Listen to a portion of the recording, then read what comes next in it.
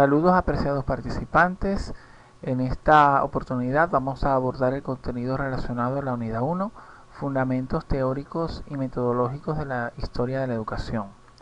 Y es que ciertamente podemos partir de la concepción o el concepto clásico de educación, afirmando que es un proceso multifacético que implica la transmisión de conocimientos, habilidades, valores y cultura de una generación a otra.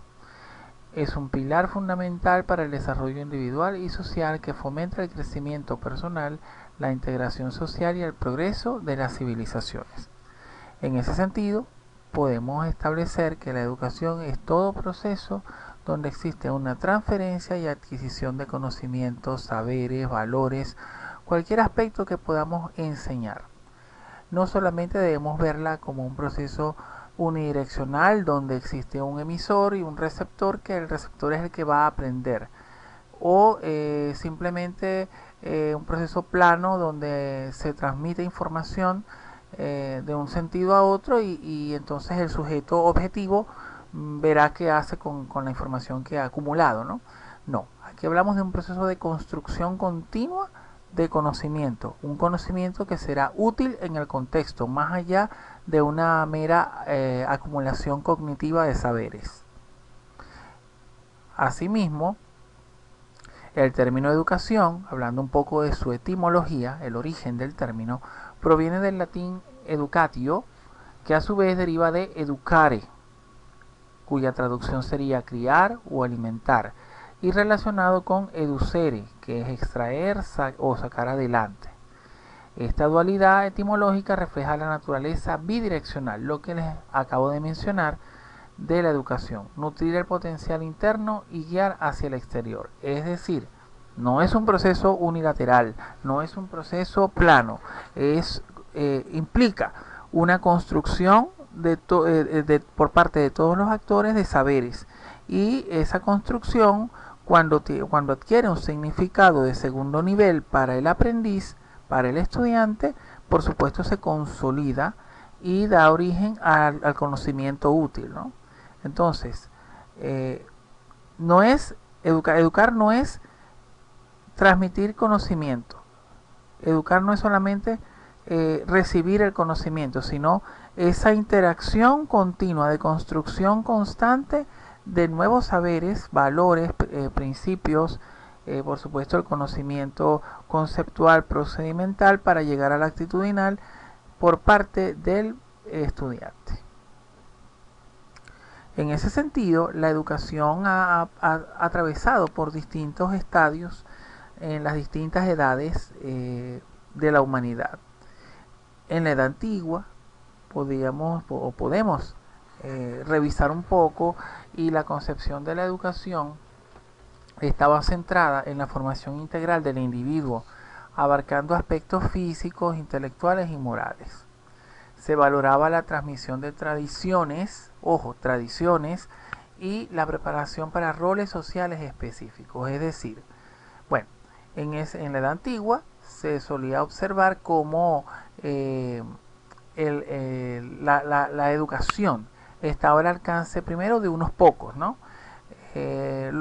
Las clases sociales dominantes procuraban que sus descendientes tuvieran la preparación adecuada en cuanto a filosofía,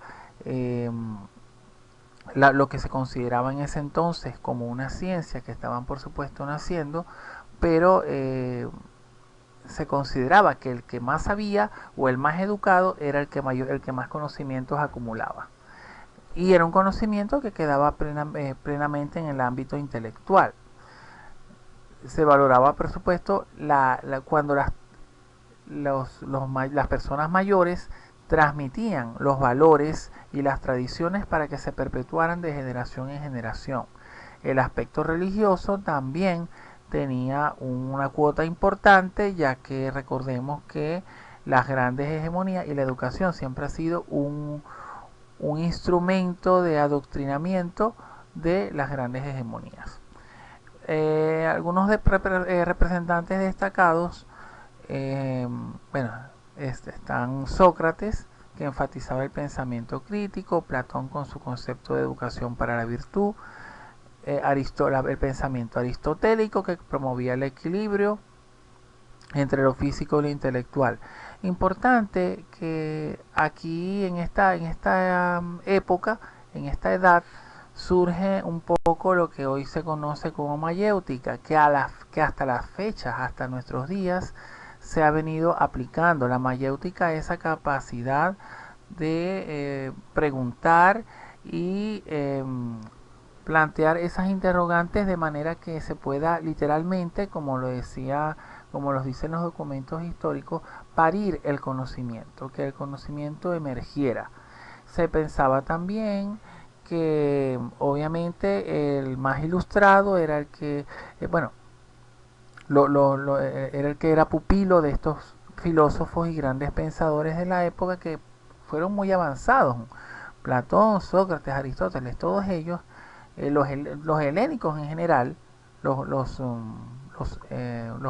que venían de Grecia, Roma, algún hindú, también hicieron grandes aportes a lo que era la filosofía y las ciencias.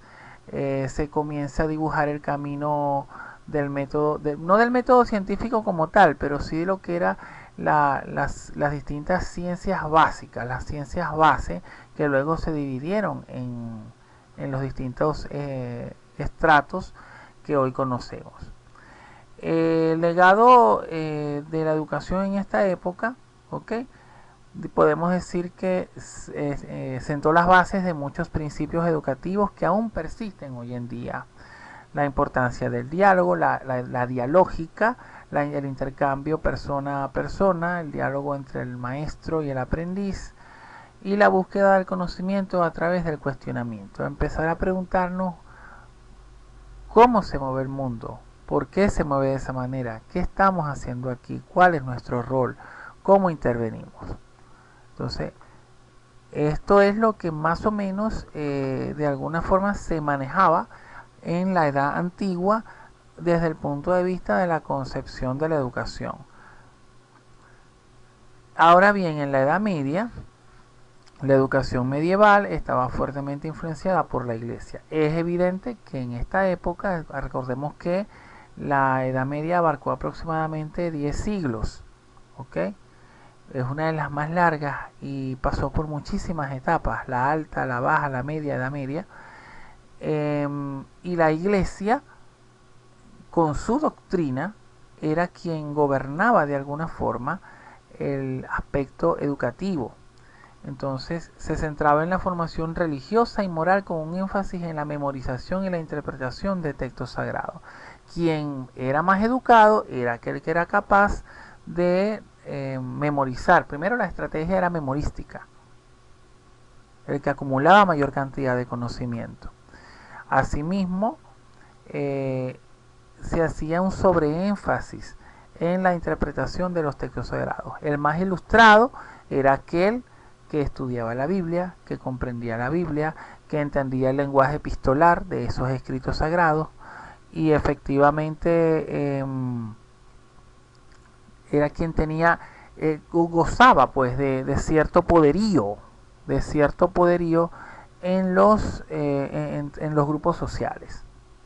Bueno, tú predicas, tú ejerces. Por eso es que los religiosos eran tan respetados en esa época. Entre los principales representantes, tenemos a San Agustín, que defendía la integración de la fe y la razón. Por otra parte, Santo Tomás de Aquino promovía el uso de la lógica en la teología. Él buscaba que desde el punto de vista teológico, recordemos que la teología es la ciencia que estudia la existencia de Dios, ¿sí? Entonces, él de alguna forma buscó que desde esa perspectiva teológica también se le diera cabida al pensamiento lógico, ¿no? Alcuino de York también impulsó el renacimiento carolingio y la reforma educativa. Realmente en la Edad Media se vio mucho, empezaron a emerger algunos instrumentos para el control social, que bueno, hoy en día tenemos versiones mutadas de esas herramientas. Fíjense que para efectos del establecimiento de familias, las relaciones familiares, recordemos que allí se establece el Código de Hammurabi, que rige las relaciones sociales civiles que, bueno, aún en la sociedad se dejan entrever, ¿no? Entonces, estas reformas educativas iban dirigidas a la sistematización de los conocimientos que para el momento se consideraban válidos y necesarios para poder vivir. Igualmente surgen algunas instituciones como las primeras universidades europeas, como la de Babilonia y la de París, que se convirtieron en centros de aprendizaje y debate intelectual. También, bueno, comienzan a formalizarse a algunas escuelas epistémicas y metodológicas. Bueno, podemos mencionar muchas corrientes de pensamiento, entre las cuales está el realismo, el positivismo. Se consideraba que el único pensamiento o el único conocimiento válido era aquel que podía ser confirmado a través de las ciencias positivas, las ciencias exactas como la matemática, que por supuesto denotaba un dominio objetivo del conocimiento, es decir, no había cabida para la subjetividad. Las percepciones individuales no tenían cabida. Se hablaba de leyes generales, comienzan a surgir leyes generales que efectivamente se consideraban como válidas porque podían ser verificadas. Lo que pasa es que en la Edad Media, porque fueron 10 siglos, imagínense, que no pudo haber ocurrido en 10 siglos. Y existen periodos bastante oscuros donde las ciencias estaban en declive. Luego había mucho pensamiento en el misticismo. Estaba, por supuesto, el dominio de la iglesia era fundamental, y el que tenía poder era la iglesia. Los gobiernos se apoyaban en las organizaciones de la iglesia. Entonces, por esas razones es que hay tanta variabilidad. Ustedes van a poder encontrar textos donde hablan de la educación en la Edad Media, incluso la clasifican en 3 o 4 etapas, hasta que, bueno, desencadena en la Edad Moderna, donde se tecnifica un poco más. Se tecnifica por la llegada, por supuesto, del maquinismo. En ese propósito, justamente en la Edad Moderna, trajo consigo un renovado interés por el conocimiento secular y científico. ¿Ok? La educación se volvió más práctica y está orientada hacia las necesidades de una sociedad en rápida evolución. Aquí ya en la Edad Moderna nos ubicamos en una revolución industrial que demandaba preparar mano de obra calificada para operar las máquinas que habían sido diseñadas, traídas, ¿no?, para facilitar los procesos de producción y procesos de fabricación de bienes. En este sentido, los principales representantes está Comenio, Juan Amos Comenio, que promovió la educación universal. John Locke, la educación como un derecho universal.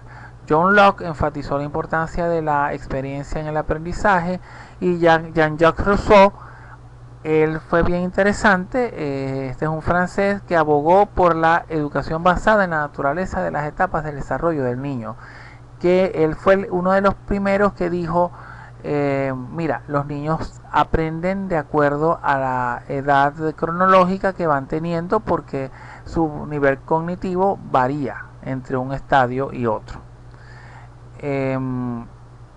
Se desarrollaron nuevos métodos de enseñanza como la educación sensorial y el aprendizaje gradual. Se sistematizaron, efectivamente, se empezaron a sistematizar los contenidos para que el aprendizaje fuera gradual. La imprenta también ayudó para fomentar la lectoescritura, revolucionó la difusión del conocimiento, haciendo los libros más accesibles. Obviamente, acá también existía una dominancia. La educación siempre ha estado dominada por las élites del momento.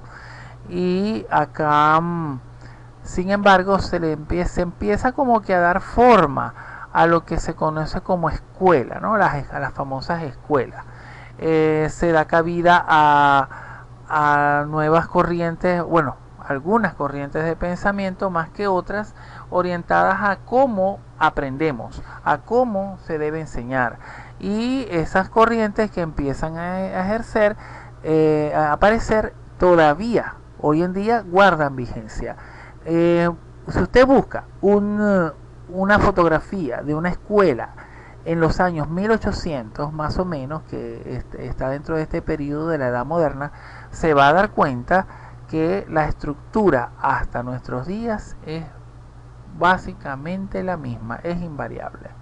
Incluso hay salones donde se observa que el profesor, el docente, está situado de manera que es el centro de atención, que es el centro de la información, y la estructura del recinto, de la sala, del salón donde se está llevando el proceso de aprendizaje, va orientada a que precisamente todos los estudiantes, todos los alumnos estén dentro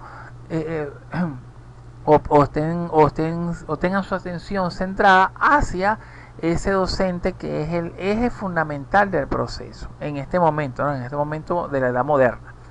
Entonces es un tema de reflexión cómo observamos que a la fecha nosotros todavía estamos en ese esquema de centrado en el docente. Por supuesto, tenemos algunos corrientes de pensamiento que ya han migrado, ya han modificado un poco ese pensamiento. Tenemos el humanismo, tenemos el aprender haciendo, donde el estudiante tiene un rol mucho más activo, claro está. Pero para este momento se pensaba que el que más sabía era el que más manejaba la técnica o determinadas técnicas, se tecnificaba, porque evidentemente dominaban las máquinas. Y acá quien operaba, quien trabajaba con sus manos, era el que tenía mayor conocimiento. ¿Okay? Cuando digo trabajaba con sus manos, no porque fuera artesano como tal, sino porque fue tecnificado para operar X maquinaria o equipo, ¿no? que se haya creado. En la edad contemporánea, la educación se caracteriza por su enfoque en la universalidad, la inclusión y la adaptación a las necesidades cambiantes de la sociedad. Se busca desarrollar competencias para un mundo globalizado y tecnológico, lo que estamos viviendo en la actualidad. Aquí hay una palabra clave, que es la inclusión. El sistema educativo históricamente ha sido muy excluyente, muy exclusivo y excluyente. Exclusivo porque va al alcance o siempre estuvo al alcance de las clases más pudientes, ¿no? Y con dificultad en algunas clases intermedias dentro de los estratos sociales. Y ha sido también excluyente porque cuando existía un niño con alguna dificultad de aprendizaje, era automáticamente relegado a un segundo o tercer plano y era excluido del sistema. Entonces ya esa corriente, y de hecho nosotros o ustedes que están estudiando, preparándose como educadores especiales, efectivamente ya han cambiado esa perspectiva. La inclusión, bien entendida, va a permitir que las estrategias que nosotros apliquemos, las técnicas y los recursos, vayan dirigidos a una población de estudiantes que tenga distintos estilos de aprendizaje, tenga distintas modalidades de aprendizaje y necesidades, aun cuando sean necesidades especiales. En este caso, tenemos como representante a John Dewey, que promovió una educación muy progresista, porque él manifestaba que el aprendizaje no solamente estaba basado en lo que se aprendía de los libros, sino que también el empirismo, la experiencia, ayudaba a que se consolidara la adquisición de conocimiento. Asimismo, María Montessori, muy conocido el método Montessori, desarrolló un método centrado en la autonomía del niño, de acuerdo a las distintas etapas por las cuales ha pasado. Y Paulo Freire, por supuesto, dio al lastre con la educación bancaria, la educación centrada en el docente, la educación acumuladora de conocimiento, y plantea la educación liberadora. Esa educación en la cual el hombre, el individuo, puede ser constructor de sus propios saberes, por supuesto, con la guía adecuada, y ese aprendizaje puede ser útil en el contexto, porque el sobreénfasis a lo largo de la historia ha sido que el que tiene mayor educación o el que más sabe es el que más conocimientos acumula en su cerebro, y dejan de lado el aprender haciendo. Entonces esa hechura, esa capacidad de hacer uso de el conocimiento en la práctica, por supuesto, cambió totalmente la perspectiva de la educación. Entonces, en esta época es donde también se ve un quiebre en virtud del surgimiento de la posmodernidad por encima de la modernidad, porque ya lamentablemente la educación como se venía dando no da respuesta o no daba respuesta a las demandas del contexto. Un mundo globalizado, un mundo tecnológico, un mundo donde ya tenemos el conocimiento al alcance de la mano, pero tenemos que hacer uso racional del mismo. Y básicamente no se trata de acumular conocimientos memorísticamente en nuestro cerebro, sino de darle una utilidad, que seamos útiles a la sociedad. En ese sentido, los avances más significativos, denotan que la educación es obligatoria. Ya se hace en Venezuela, es gratuita y obligatoria. Hay países donde no es tan gratuita, pero sigue siendo obligatoria. Se han desarrollado teorías del aprendizaje basadas en la psicología cognitiva y otras ramas del conocimiento. También hace uso de la tecnología para transformar el proceso y los métodos de enseñanza y aprendizaje. ¿Okay? El aprendizaje, y ojo, la tecnología no solamente implica el uso de computadoras o de dispositivos electrónicos, sino el uso de técnicas especializadas para consolidar el aprendizaje. En cuanto a nuevas tendencias en educación, estas van centradas en la personalización del aprendizaje, la integración de tecnologías emergentes, el desarrollo de habilidades para el siglo XXI, entre muchas otras. También se ve mucho el aprendizaje basado en proyectos, la gamificación. Quienes no hayan escuchado el término, la gamificación implica la integración del juego, de la actividad lúdica dentro del quehacer, no como recurso, sino que el juego en sí mismo abarque todos los momentos del aprendizaje, el momento inicial, el momento de desarrollo, el momento final, para que se consolide y que el aprendizaje sea divertido.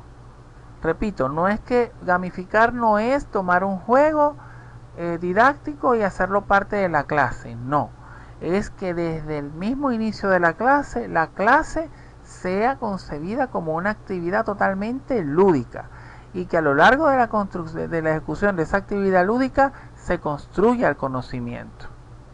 También está la educación STEAM, que STEAM por sus siglas en inglés significa ciencia, tecnología, ingeniería, artes y matemáticas. Este es un modelo, vamos a llamarlo un modelo educativo que integra todos estos elementos. Ciencia, la ciencia surge del conocimiento, correcto. La tecnología, de las habilidades. La ingeniería, de la capacidad, los procesos mentales. Y las artes y matemáticas son áreas complementarias que ayudan a la formación integral. Desarrollar habilidades artísticas también denota desarrollo de inteligencias. Y las matemáticas, por supuesto, como ejes fundamentales de otras ciencias y como ciencia auxiliar de otras. La neuroeducación, esta es otra corriente bien interesante. De hecho, ustedes tienen articulada neurofisiología, comunidad curricular o algo similar. Y la inteligencia artificial están influyendo en el diseño de experiencias educativas más efectivas. Además, la educación para la sostenibilidad y la ciudadanía global se han convertido en prioridades reflejando los desafíos contemporáneos a nivel mundial. Todos aprendemos distinto, ¿ok? Todos aprendemos diferente. Entonces, la neuroeducación da o apunta a que hagamos uso adecuado, o sea, el docente haga uso adecuado de los procesos mentales naturales de los seres humanos y podamos, sobre esa base, crear estrategias, utilizar técnicas y optimizar recursos para que el aprendizaje sea significativo, sea aplicable en el contexto. También algo que está muy de moda es la inteligencia artificial, que nos asiste, más no sustituye, ojo, aclaro, no sustituye la labor del docente, sino que lo asiste y apoya, pero no va orientada justamente a la sustitución del docente ni de ningún profesional. Bueno, ¿hacia dónde vamos? ¿Hacia dónde va nuestra educación? La educación va hacia una adaptabilidad. La educación tiene que ser adaptable.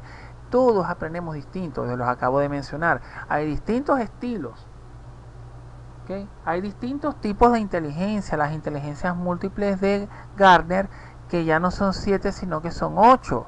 A las 7 iniciales le adiciona la inteligencia naturalista, e incluso se habla de la inteligencia espiritual. Entonces, fíjense cómo hasta los mismos autores van adaptando sus teorías y van entrelazándolas y van permeando hacia el ámbito educativo. Algunos tenemos más habilidades para la lingüística, la expresión oral o la expresión escrita. Otros tendrán habilidades artísticas mucho más demarcadas. En fin, los sistemas educativos tienen que ser flexibles y permitir la integración de todos los estudiantes que presenten los distintos estilos de aprendizaje. Asimismo, en el ámbito tecnológico ya está aquí y vino para quedarse la inteligencia artificial. La integración de estas herramientas va a permitir que los participantes consoliden esas estrategias mediante el aprender haciendo.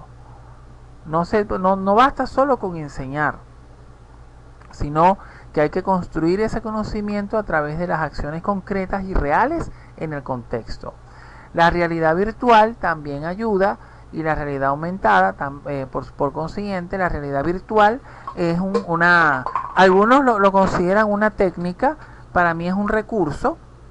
Para mí es un recurso simplemente hacer uso de elementos totalmente virtuales para interactuar con un contexto. Tenemos ya juegos basados en realidad virtual, y hago la acotación: realidad virtual y aumentada no es la misma. En la realidad virtual todos los elementos que interactúan en el contexto virtual son virtuales. Okay, tú te conviertes en un avatar, interactúas con elementos virtuales y puedes generar aprendizaje. Por ejemplo, Second Life es un entorno en el cual tú puedes interactuar con personas de todo el mundo. Tu avatar interactúa con personas de todo el mundo, puedes visitar lugares, los Sims también son un ejemplo. Y la realidad aumentada integra, en la educación, elementos de la virtualidad que interactúan con elementos reales, con la realidad real, vamos a llamarla como le llaman normalmente, la realidad real con elementos virtuales. Y bueno, nosotros podemos ver incluso ejemplos en el cine donde y de eso se trata, donde personajes animados interactúan con personas reales. De eso se trata la realidad aumentada, que tú aumentes las posibilidades de la realidad integrando esos elementos virtuales dentro de tu realidad la realidad concreta. Y también tenemos el aprendizaje continuo, que va orientado a una educación a lo largo de toda la vida. Todos los días se aprende y todos los días tenemos que estar abiertos a que los procesos de aprendizaje puedan ser efectivos. Todos los días, nadie es absoluto, nadie tiene el conocimiento absoluto o comprado. Todos somos complementarios y como seres biopsicosociales vamos orientados hacia esa construcción continua y a cubrir esas necesidades que nos planteaba Abraham Maslow en su famosa pirámide, llegando a una autorrealización. Y cuando ya llegamos a esa autorrealización, prácticamente comenzamos construyendo otra pirámide, porque eso es un estado utópico, ¿no? Entonces hacia allá va nuestra educación, hacia el desarrollo de competencias específicas aplicables en el contexto, que se puedan utilizar herramientas de apoyo, la inteligencia artificial, la crítica y la reflexión hacia los fenómenos del mundo. A mí me hace mucho ruido cuando yo todavía escucho docentes que me dicen: no, voy a dictar clase. Ya va, ¿en qué paradigma estamos, no? Vemos un pensamiento absolutamente conductista, que no es que el conductismo es malo, pero se puede complementar con otras corrientes de pensamiento más, digamos, más contemporáneas y hasta más efectivas. Pero repito, no es que el conductismo es malo, porque si nos ponemos a mirar un poco dentro de nosotros, tenemos que recordar cómo nos aprendimos nosotros las tablas de multiplicar, y la mayoría de nosotros quizás recurrió a la memorización, y gracias a esa maestra que nos decía que teníamos que aprendernos las tablas, es que en un 2×3, en escasos segundos, nos dan una multiplicación y la hacemos mentalmente, ¿no? Entonces, hacia allá va la educación, hacia la innovación, hacia la transformación y hacia la formación de un individuo integral, que sea útil para el contexto, porque si no, no tiene sentido que sea formado, que sea educado. En ese propósito, el estudio de la historia de la educación, que nos proporciona una base sólida para entender y anticipar los cambios futuros, hacia dónde vamos. Decía una cuña hace muchos años: para entender el presente hay que conocer el pasado. ¿Por qué estamos como estamos? ¿De dónde venimos? Y de eso básicamente se trata, ¿no? Mientras nos adentremos en una era de rápida transformación tecnológica y social, es crucial mantener un equilibrio entre la innovación y los valores fundamentales. No podemos centrarnos en el uso de herramientas y tener una educación totalmente orientada hacia el uso de herramientas tecnológicas o de herramientas técnicas, y dejar de lado la parte humana. No podemos divorciar nuestra esencia humana del uso de ser unos tecnócratas o unos tecnófilos que seamos incapaces de transmitir emociones o sentimientos, porque a través de nuestras emociones, a través del empirismo, de la experiencia, podemos también generar procesos de aprendizaje. Por supuesto, tenemos que tener ese equilibrio entre los valores fundamentales y los contenidos, todos los recursos que vayamos a utilizar para que han guiado la educación a lo largo de los siglos. Justamente el desafío para los educadores y políticos, y dicen los políticos porque, como les comentaba, la educación es un aparato, un instrumento de control social. Siempre ha sido así y no creo que cambie. La educación predominante es aquella que es de interés para el Estado. Ustedes van a ver eso cuando lean el Estado docente. El Estado docente que nos dejó nuestro maestro Luis Beltrán Prieto Figueroa. Entonces, ese desafío para los educadores y políticos será crear sistemas educativos que preparen a los estudiantes para un futuro incierto. La educación que yo recibí en los años 80, 90 y principios del milenio ha tenido que mutar, ha tenido que migrar, porque ya hoy en día las demandas son tan vertiginosas y el mundo es tan vertiginoso que nos hemos convertido. Yo pertenezco a una generación que fue análoga, comenzó a usar tecnología de primer nivel o con algunas herramientas tecnológicas, y de pronto hubo una explosión, ¿verdad?, en el mundo que denotó, que derivó en el uso de las tecnologías 2, 3, 4, y ahora se habla de un 5.0. ¿Y hacia dónde vamos, no? Manteniendo al mismo tiempo la esencia humanista, lo que les mencionaba. La educación mecanicista, basada únicamente en el uso de herramientas tecnológicas, no es nada. No formamos. ¿Qué pasa si no formamos individuos éticos? No podríamos convivir como sociedad. Y eso es uno de los grandes problemas que se está viendo. Con preocupación observamos cómo en nuestros colegios los niños son criados por tablets, por televisores, por computadoras, y los padres, mientras estén tranquilos los niños, mientras no me molesten en mi quehacer, todo está bien, pero el niño requiere información de sus padres de primera mano. Hay una sobreexposición a los medios de información, a los medios de difusión masiva, lo cual puede ser muy contraproducente si no es canalizada de forma adecuada.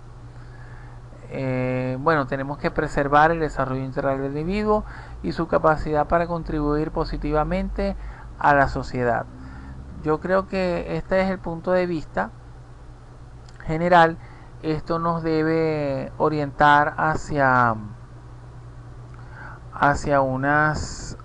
mirar hacia adentro y revisar nuestro quehacer. No dejar de lado el humanismo, no dejar de lado, o balancear. Creo que la palabra clave es balancear y tener una perspectiva ecléctica en el proceso de formación, ¿sí? En el proceso de formación que nos va a ayudar a crear individuos útiles a la sociedad.